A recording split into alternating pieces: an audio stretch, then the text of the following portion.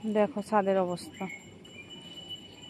বৃষ্টি হয়েছিল, আমার পুরো পাতা ভরে।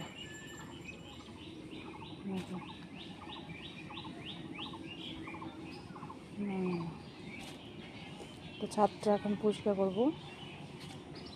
দেখো অতটা পাতা নেই, কিন্তু নোংরা আছে। দেখো অনেকটা পরিষ্কার করি, তারপরে তোমাদের সাথে দেখাচ্ছি পরিষ্কারটা করলে কীরকম দেখা যাচ্ছে। নমস্কার বন্ধুরা, তোমরা কেমন আছো? আশা করছি ভালো আছো। তো আমিও ভালো আছি। আজকে বেশ ভালো লাগছে, শরীরটাও ভালো আছে। তো ওই জন্য সকালবেলা উঠে কাজে লেগে পড়েছি ফুল এনার্জি নিয়ে। দেখো কালকে বৃষ্টি হয়েছিল রাত্রে, অল্প বৃষ্টি হচ্ছে মাঝে মাঝে।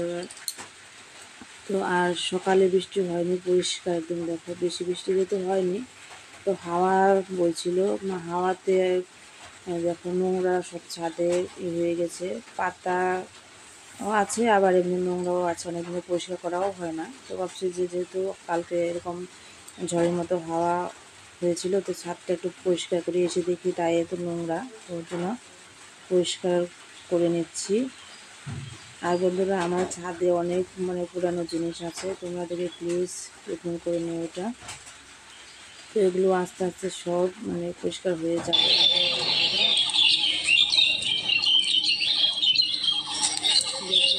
পরিষ্কার করেছি, আর ছাদে তো আমাদের তো কোনো রং নেই, তাই ছাদে সুন্দর করে হয়নি এখনো।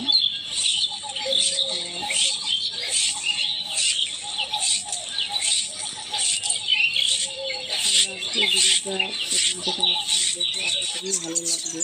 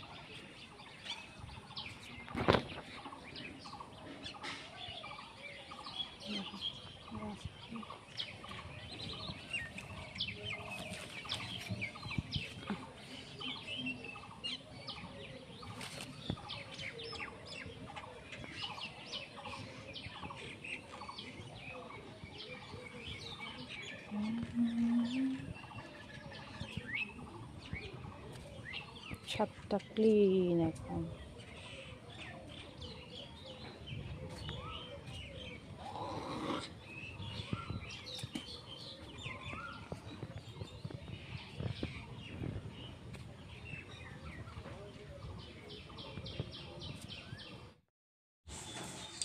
তখন ছাদ পরিষ্কার করা হয়ে গেছে, আর ওখানে যে শুনতে পেলে যে কি আমাকে ডাকছে, তো মেয়ে ডাকছিল পড়তে যাবে, ওই জন্য আমার চুলটা বেঁধে দিতে।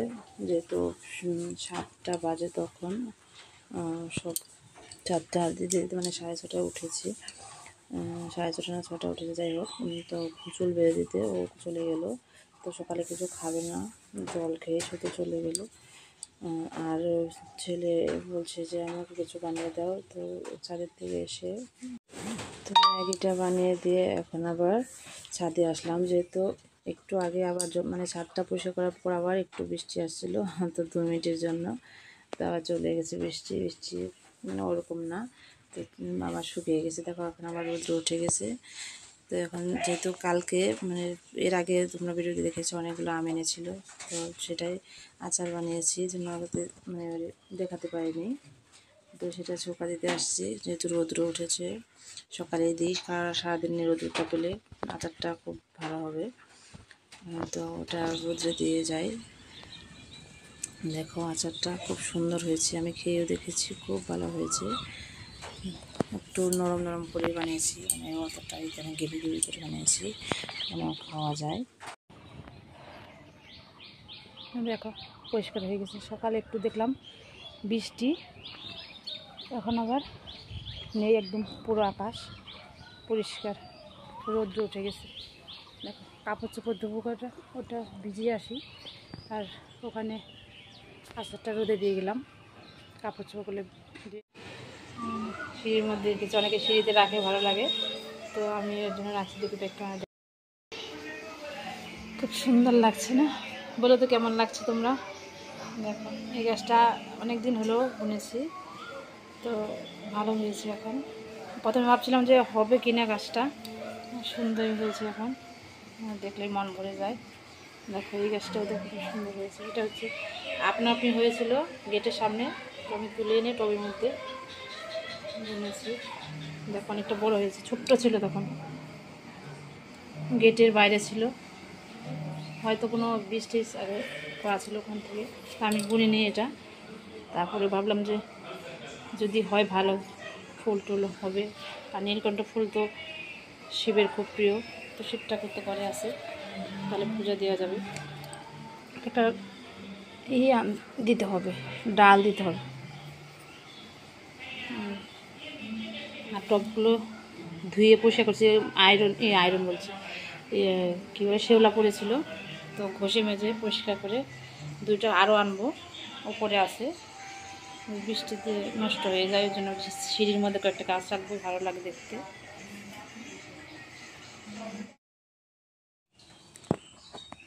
তো আজকে ঘরগুলো পরিষ্কার করব, তো ওর জন্য এই দেখো ঘরের কি অবস্থা। তো আমি নেড়েছি এগুলো, এখন এগুলো সব তুলে খাটটা মানে ওই ঘরে নেবো, ওই ঘরে চোখেটা এই ঘরে আনবো, তো ওটাই দেখাচ্ছি। আজকের এগুলো তুলবো না একেবারে।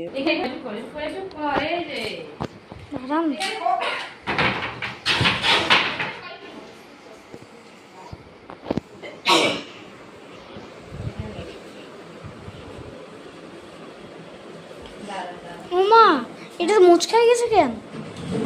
হ্যাঁ, এটা মুচকাই গেছে কেন? এই যেটা,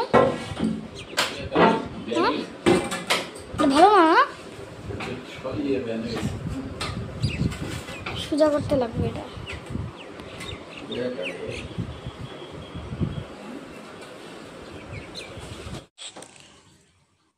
তো বন্ধুরা দেখো আমার ঘরে কি নোংরা, কিন্তু এটা ওইরকম নোংরা নয়, এটা না রাব ডালাই করা ঘর। তো যাদের রাব ডালাই করা ঘর আছে, মানে সানটা পাকা নেই, তারাই একমাত্র জানবে যে এগুলো কী। তো আমার এরকমই ঘর, এখনও মানে ঘরটা কমপ্লিট হয়নি, পুরো বাড়িটাই কমপ্লিট করা হয়নি। তো কী করব, করতে পারিনি, ও একার উপরে সব করতে হয়। তো যেহেতু মানে ওই কাজ থেকে খেতেও হয়, ছেলেমেয়েকে পড়াশোনা সব যাবতীয় খরচ ওর উপরেই, ওর জন্য নিজেকে বাঁচিয়ে তো সব করতে হবে। তো ওর জন্য আমিও চাইছিলাম না যে, না, ও বলছিল সব ঘরে টাইলস বসিয়ে দিই, কিন্তু আমাদের পক্ষে ওটা সম্ভব হলেও অনেকটা জুলুম হয়ে যাবে, কেন কি পরে আবার ভাবতে পারে যে কি করে কি চলবো, কিন্তু দরকার নেই, আস্তে আস্তেই করি, যেহেতু আগে আমার অবস্থা অতটাও ভালো ছিল না। তো আর আমিও অত মানে বড় ঘরেরও মেয়ে নয়, আমি খুব সিম্পল ফ্যামিলির মেয়ে, আর আমি সিম্পলভাবে চলতে ভালোবাসি। আমার ওটাই ভালো লাগে, কেন অত হাই ফাই আমার একদমই ভালো লাগে না। আর আমার বর্তমানে যা সেটা নিয়ে তো খুশি আছি। তো সত্যি কথা, আমার অত বেশি বেশি খাওয়া, বেশি বেশি মানে জিনিসপত্র কেনা একদমই ভালো লাগে না, যেটা প্রয়োজন সেটাই থাকলেই হবে। তো সেটাই আমি মনে করি, অনেক জ্ঞান দিয়ে ফেললাম, অনেক বক বক করে ফেললাম, প্লিজ যদি খারাপ লাগে মাইন্ড করো না। দেখো খাটটা সেট করা হয়ে গেছে। তো আমার খাট হচ্ছে এটাই, ও বানিয়েছিল। তো ওটাই আমি খুব সুন্দর করে এখন সাজাবো। তো ঘর আমার যেরকমই হোক না কেন, আমি যদি সেটাকে পরিপাটি করে সাজিয়ে রাখি, কিন্তু তোমাদেরও বলছি তোমরাও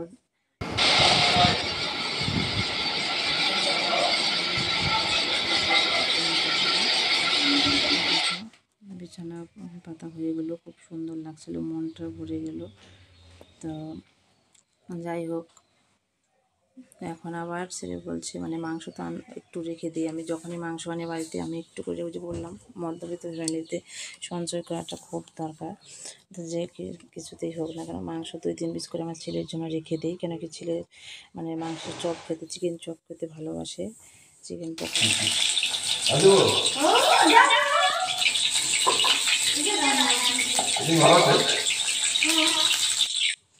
দেখো এখন বাপ বেটায় বলছে চপ বানাচ্ছে, এদিকে থালা নিয়ে হাজির।